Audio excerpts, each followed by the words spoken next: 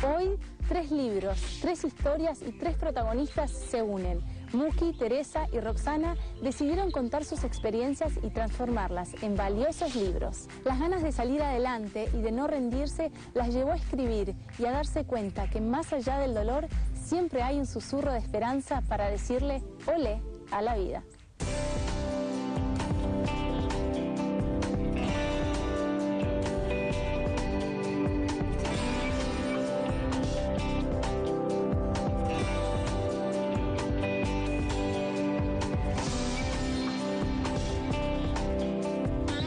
¿Lo perdiste, Eduardo, hace unos 4 años? No, ya son hace 5 años. 5 años. Ya son 5 años, y ese libro lo escribí a los 2 años, compartiendo mi experiencia. Creo que a mí esta pérdida me llevó a apreciar más lo que tengo, que siempre lo tuve cuando de repente tenía a Eduardo también, pero no lo apreciaba.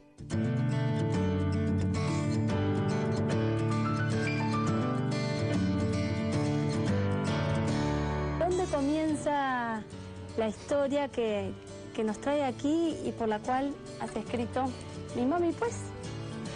Comienza en el año 92, cuando a mi hijito, que tenía 5 años de edad, le diagnostican un tumor al cerebro maligno, muy agresivo, y le dan solo meses de vida. Entonces, es toda la situación esta que pasamos, toda la experiencia, recurrir a varias opiniones, viajar a los Estados Unidos, todo eso lo anoto a manera de terapia, de desfogue. Y con los años me doy cuenta de que está ayudando a otras familias y decido darle forma de libro a mis apuntes. O sea, eso es, en realidad ahí nace el libro.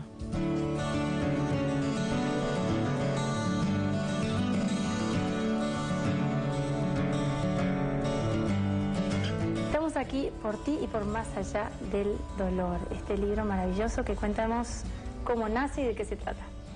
Sí, este libro es sobre resiliencia.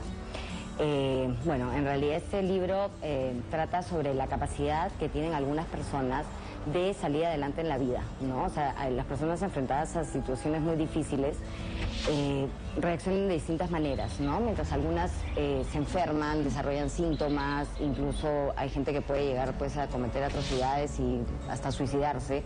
En cambio hay otras personas que salen adelante en la vida al verse enfrentadas a dificultades, y algunas crecen en base a las dificultades, como que se fortalecen, ¿no? Y de eso trata la resiliencia, ¿no? O sea, sobre qué es lo que va a permitir que algunas personas crezcan en base a las dificultades, ¿no?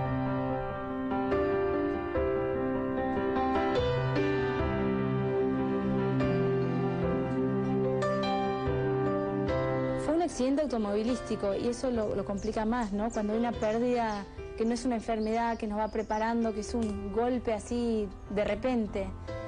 ¿Qué se siente en ese momento? Si es que se puede, con palabras, poder expresar un dolor tan grande. Sientes que te vas a caer, sientes que no tienes piso, sientes que no tienes pasado, presente ni futuro, sientes que no puedes pensar.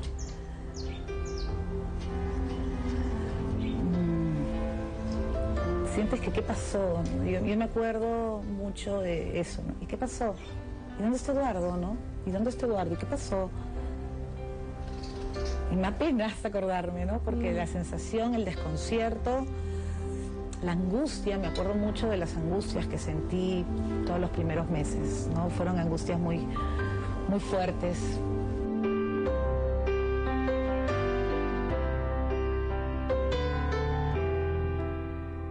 Cuando llegan a Phoenix, ¿cuánto tiempo pasa hasta la operación? Al día siguiente. Al día siguiente. Fue la primera operación, Sí. hicieron 2 seguiditas. ¿Qué riesgos había?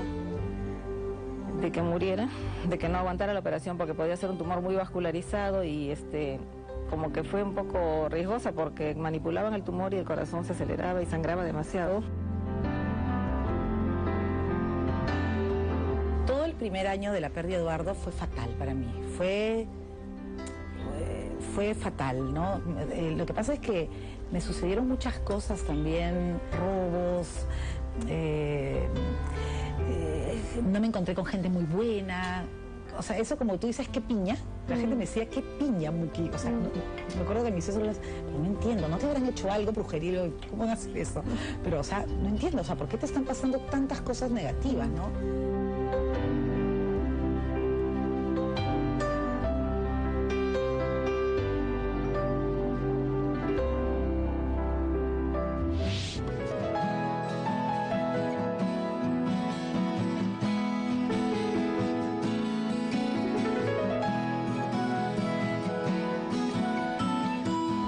secreto? ¿Cuáles son esos factores que una persona necesita tener para salir adelante? Hay un autor, Viktor Frankl, que tiene muchos libros sobre el sentido de la vida, ¿no? O sea, él, estando en campos de concentración, desarrolló toda una teoría de la logoterapia que es súper interesante, que es sobre cómo el que sobrevivía era aquel, es lo que él plantea, ¿no? Que lograba encontrarle un sentido a la vida, ¿no? O sea, en medio de esta situación terrible que estaban viviendo, ¿no? Entonces, por ejemplo, eso es súper crucial y eso se relaciona con otro factor protector, por ejemplo, que es la espiritualidad, ¿no? O sea, creer en algo, ¿no? Creer en algo, en lo que sea, ¿me entiendes? Y eso te lo dicen muchos autores, por ejemplo, Primo Levi, que también estuvo en un campo de concentración, él decía, no, los no agnósticos, los creyentes en cualquier credo, sobrevivieron mejor que los demás. ¿Cuán importante es la fe en estos casos? La verdad que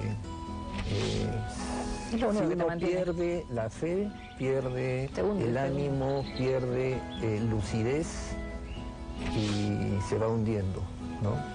Y cuando uno tiene fe, tiene la claridad de que es posible que alguien esté ayudando, que alguien superior a nosotros está viendo por nosotros. ¿Cuál es el peor, no sé cuál es la palabra exacta, no sé si trauma o dolor, pero qué es lo más difícil de superar para un ser humano?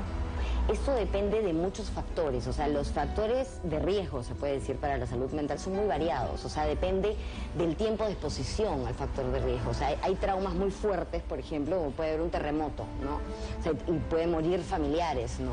Pero depende del tiempo de exposición, o sea, cuánto tiempo dure la experiencia traumática, qué consecuencias tenga en la vida de la persona, con qué soporte emocional cuente después de que esto pasó. ¿Me entiendes? O sea, por ejemplo, hablando del caso de una madre que pierde un hijo, ¿no? Es totalmente distinto a una madre que pierde un hijo y que tiene, por ejemplo, otros hijos, ¿me entiendes? En los que apoyarse, que tiene un marido, que tiene una familia, tiene un soporte emocional, va a tener mucho más posibilidad de salir adelante que una persona que no lo tiene. Es muy importante, ¿tú crees, estar acompañado en ese proceso de duelo, en ese proceso de crecimiento postraumático? Creo que el apoyo de mi madre hacia mis hijos principalmente, su generosidad, su tiempo, su paciencia, porque yo era muy antipática al principio, me ayudó mucho. Y mis amigos. Yo no sé si estaría acá si no fuera por esta gente maravillosa, como yo llamo mis ángeles. Creo que mis amigos, mis amigas, la gente de mi tráiler, han hecho cada detalle que han calentado mi corazón. Es más, era tanto lo que yo recibía, Mercedes, era tanto, que yo tuve que escribir un cuaderno de las gracias. Y ahí escribía, como ya no tenía Eduardo con quien compartir, todo lo que me hacían todos estos ángeles. Y en las noches, me emocionaba mucho, porque decían cosas que yo no me lo esperaba. Muchas cosas con mis hijos. Oye, Muki, me lo llevo a correr tabla Matías. Oye, voy a pintar con Santiago. Te traje este alfajor. Cosas tan lindas que hacían que yo escribía en mi diario y decía, hoy Sofía hizo eso, hoy Rochi hizo esto, hoy Gonzalo me dijo esto, etcétera, ¿no? Y hasta hoy, Eduardo, Dios me pone tantos ángeles a mi lado que yo me siento bendecida. Nuestro grupo de amigos y los amigos de los amigos se enteraron de nuestro problema. Y cuando había que firmar como avales, pues era una lista impresionante. Nos pedían de 25 gente. avales y mi hermana decía, se acercaron 100 y pico de personas a ofrecerse, o sea, no sé. Sí, entonces... Nos daban un carro con chofer, nos daban el celular, ayuda por todas las misas, de todo le hacían a mi hermano. Son cosas, como decía hace un momento, que si pensamos lo negativo, lo desagradable, lo dramático de determinadas circunstancias, lo comparamos con lo bueno, con todo lo positivo que recibimos en esa época, realmente ya todo lo negativo queda de lado, ¿no? Y me imagino también debe depender un poco si es algo provocado por otra persona, o sea, si es un daño dirigido hacia ti, que si es, no sé, un accidente o... No hay nada peor que la violencia intencionada, ¿no? Que el daño intencionado, ¿no? O sea, eso es lo que más puede destruir a un ser humano, porque te quita como que la creencia en los demás seres humanos. Olé a la vida, volviendo un poco al libro, una historia de crecimiento postraumático. Psicología positiva, que es un término que me interesa muchísimo y que aplicás. ¿Qué es la psicología positiva? La psicología positiva se centró en estudiar las emociones positivas. La alegría, el buen humor, la gratitud, el perdón, el sentido del humor, ¿no? Yo en el avión le hice dibujar, me acuerdo clarito, quería ver qué pasaba por su mente. Le digo, dibuja en un cuaderno recuerdos bonitos y en otro recuerdos feos. Yo dije, el de feos va a estar pues lleno de cosas, ¿no? Vacío el de feos. La silla de ruedas, la cama con palancas, las no sé cuánto, todo en el de recuerdos bonitos. Los helados que le convidaba. Y en eso le digo, ¿y recuerdos feos? No tengo, me dijo. Y en eso, sí, ya me acordé de dos. Un mono del zoológico, que lo asustó, ese era uno, y el segundo, la inyección del primer día, que fue la única, que le pusieron un catéter para no volverlo a hincar, que no le encontraban en la vena y chilló bastante, pero fue lo único, recuerdo feo. O sea, la psicóloga me dijo, no ha quedado con ningún trauma, está muy bien. ¿Qué es lo que viene primero después de un dolor? Viene... me imagino que hay que votar, hay que llorar, hay que gritar, no sé, pero hay que votar todo. Por supuesto, o sea, lo importante es, o sea, lo que se llama elaboración, ¿no? O sea, para elaborar una situación muy fuerte en la vida, uno necesita vivir el duelo, ¿no? O sea, hay gente que te dice, pero está muy bien, la ves tranquila, está regia. Y no, pues, cuando viene un dolor fuerte, uno necesita hacer un duelo, necesita llorar, necesita vivir, o sea, hay todo un proceso de duelo, ¿no? Generalmente cuando hay una situación muy difícil en la vida, ¿no? Y uno necesita pasar por ese periodo para elaborar, para asimilar en las experiencias difíciles. Si uno no necesita, se han habido situaciones muy violentas, por ejemplo, sacar toda la rabia que uno tiene, ¿no? O sea, la rabia también es muchas veces fundamental y en la sociedad, por ejemplo, no se... Está como mal visto de alguna manera o poco permitido que uno sienta rabia.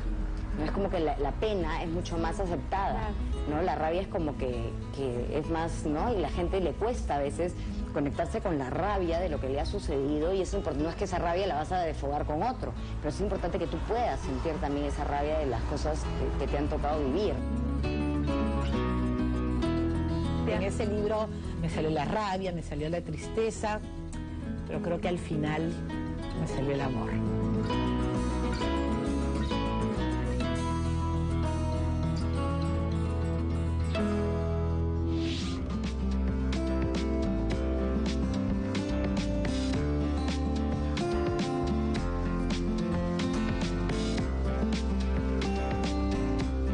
¿En qué momento se aparece la idea de escribir un libro? Ay, o sea, si tú me decías, Muki, ¿qué es lo que tú nunca harías en tu vida? Yo te respondería, escribir un libro. Yo empecé a escribir allá cuando lo están operando.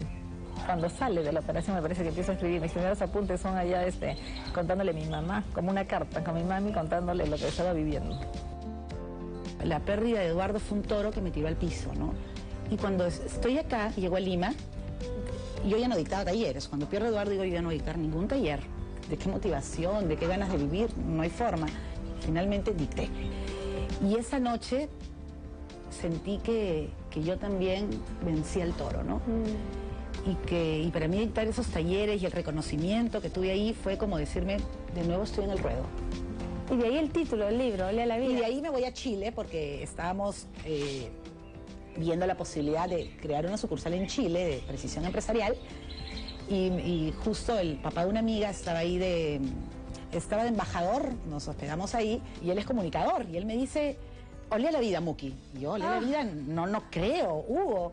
Y yo me voy a correr y cuando regreso le digo, Hugo, olé a la vida, ¿no? Y me encantó el nombre y me parece un nombre precioso realmente. Se despierta Kinky.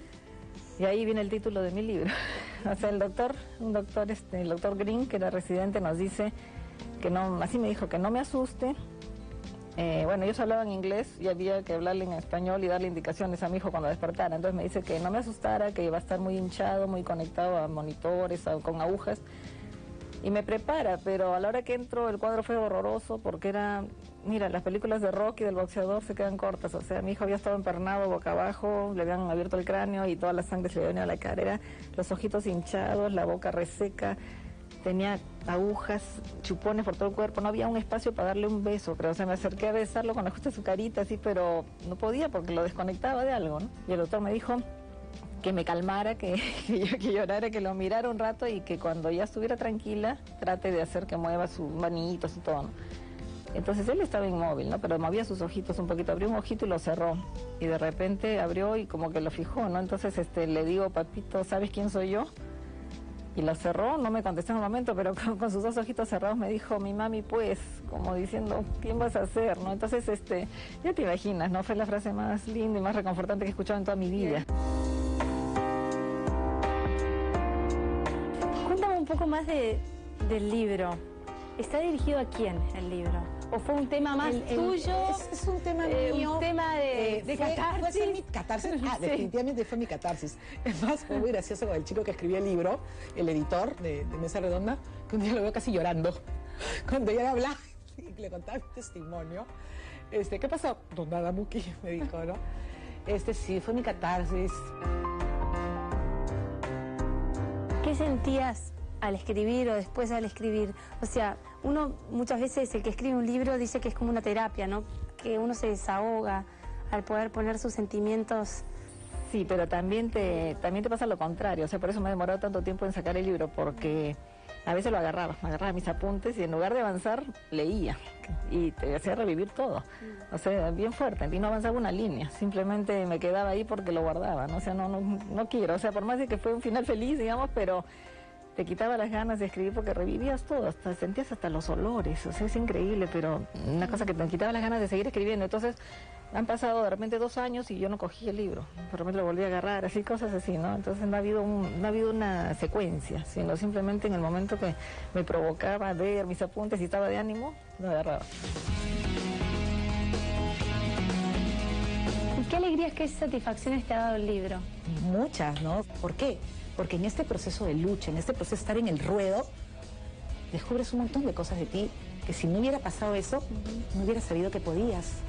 Y de ahí el reto que te digo es, tiene que pasarnos algo para darnos cuenta que tenemos alas y podemos volar. ¿Y esas notas iniciales se las mostrabas, por ejemplo, a José o a alguien más? No. ¿O no? ¿Pero tú sabías? No, sí, ella comentaba que, que lo que estaba escribiendo en algún momento quería escribirlo en un libro, llevarlo a un libro, ¿no? O sea, todos en la casa todos sabían que yo estaba escribiendo algo, pero estábamos con ese conocimiento que había algo ahí. ¿Cuál era tu intención de sacar el libro? Bueno, que ayudara a muchas familias que no se queden con una opinión, para empezar, la parte médica, que no se queden con una opinión, que pidan varias opiniones, que luchen, que no se tumben a muertos, porque muchas mamás o papás que se apoyan en gente, ¿sabes? ¿Qué te digo? Los nervios los traicionan, en un momento así te pones a llorar y te tumbas a muerto y que otro vea el asunto. O sea, si no eres tú, nadie lo va a ver, es tu hijo. Entonces, por más de que tú estés tumbado o lo que sea, tienes que levantarte, y todo eso lo pongo ahí. O sea, es una autoayuda para una persona que está pasando por un problema así, sobre todo de lucha, de fe, que no te apartes de Dios, porque hay mucha gente también y a mí me pasó cuando falleció mi papá, o sea, me resentí con Dios terriblemente, y no, o sea, esta vez fue lo contrario, no te apartes de Dios, o sea, Dios está a tu lado, o sea, son pruebas, no entiendes por qué, no tienes respuesta para nada, pero Dios está a tu lado, y yo creo que si no tienes esa convicción, no sales adelante.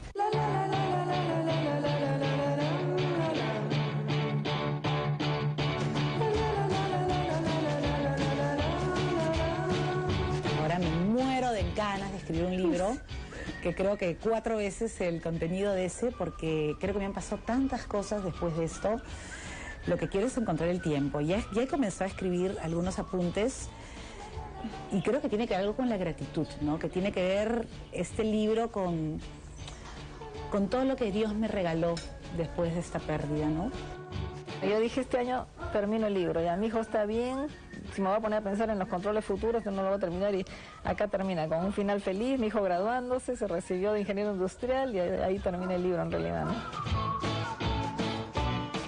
Tu programa es sobre resiliencia, en realidad, o sea, es sobre, yo creo que el programa trata sobre casos de testimonios de personas que han logrado construir algo en medio del dolor.